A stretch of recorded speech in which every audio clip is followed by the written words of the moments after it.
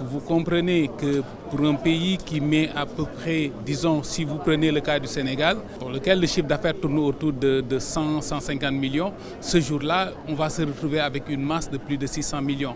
Cela veut dire quoi? Cela veut dire que les parieurs peuvent espérer gagner encore plus d'argent. Et pour ce jour-là, le jeudi, toutes les mises seront pareilles dans tous les pays de l'UEMOA. Ce sera 300 francs pour un quintet spécial. Donc c'est ça un peu qui fait un peu la spécificité de cette masse commune. La masse commune est organisée depuis maintenant plus de 20 ans.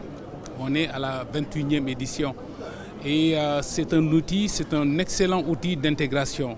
Ça permet au pays de se retrouver, de travailler sur le même règlement, mais également d'échanger sur aujourd'hui notre activité, le PMU. Vous savez que le PMU est en train de connaître beaucoup de mutations. Aujourd'hui, nous parlons de digitalisation, mais en même temps, nous parlons également de problèmes, disons, de jeux illégaux, parce que qui dit digitalisation, malheureusement, parle du revers de la médaille. Cela veut dire qu'aujourd'hui, nous sommes dans un espace où les frontières n'existent que de manière virtuelle. Aujourd'hui, on est dans un monde qui est globalisé et malheureusement, ça également, il faut que des réflexions soient menées pour voir quelles sont les voies et moyens de pouvoir, disons, gérer ces aspects qui sont des aspects qui arrivent avec la digitalisation, mais en tout cas de travailler sur une législation, de faire des propositions à nos pouvoirs publics, de voir quelles sont aujourd'hui les possibilités que nous avons pour contrecarrer les jeux illégaux, mais également la cybercriminalité.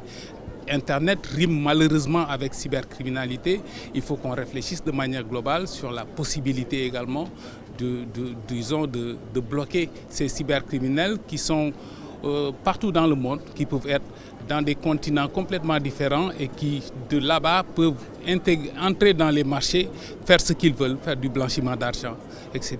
Rien ne change. En réalité, c'est le jeudi, tous les pays de l'UEMOA seront considérés comme un seul pays. Mais rien ne change de manière globale. Le règlement sera le même règlement partout. Et les gains seront également un ordre, sera le même ordre qui va être payé au Sénégal, au Mali, etc. Et de manière générale, considérer que rien ne change. Ce qui va changer, c'est la masse à partager, qui va être beaucoup plus importante. Donc c'est la seule chose qui va changer par rapport à jeudi. Le projet pour le Sénégal, le DG l'a dit dans son discours, c'est qu'aujourd'hui, avec l'avènement de l'éco, je pense qu'il faut songer, élargir le nombre de pays qui participent. On était dans un cadre UEMOA, mais il faut aujourd'hui se projeter dans un cadre qui est beaucoup plus élargi, comme l'Afrique, les régions, les régions qui sont les plus éloignées. Et je pense qu'on pourra le faire. Le Nigeria, par exemple, qui n'a jamais intégré la masse commune, pourrait être attiré aujourd'hui parce que si tous les pays ont la même monnaie, il n'y a pas de raison qu'on ne puisse pas avoir des pays qui sont anglophones, etc., qui pourraient venir intégrer la masse commune. Pour nous, la chose la plus importante, c'est au niveau aujourd'hui, c'est comment faire pour que tous les pays puissent adhérer à la masse commune.